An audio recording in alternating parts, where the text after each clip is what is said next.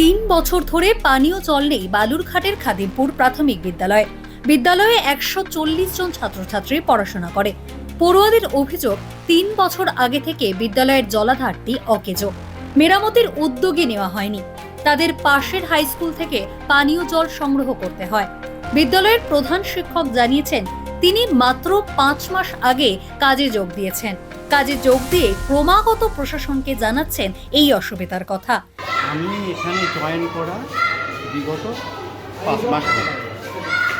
তার আগে থেকেই দিন আপনারা শুনলেন। আমি চেষ্টা চালিয়ে যাচ্ছি। আমি হাই অথরিটিকে জানিয়েছি, হাই অথরিটি যেটা ব্যবস্থা নেবে। কিন্তু বিষয়টিকে তাদের নজরেই আনা হয়নি বলেই শিক্ষকদের বিরুদ্ধে পাল্টা অভিযোগ করেছেন ডিপিএসসির চেয়ারম্যান সন্তোষ হাঁসদা। আমাকে রিপোর্টও করা হয়নি, বা সেখানকার যারা হেডমাস্টারমশাই বা যারা টিআইসি ছিলেন যারা দায়িত্বে, তারাও আমাকে কোনোদিনও বলেনি যে 3 বছর থেকে জল নেই।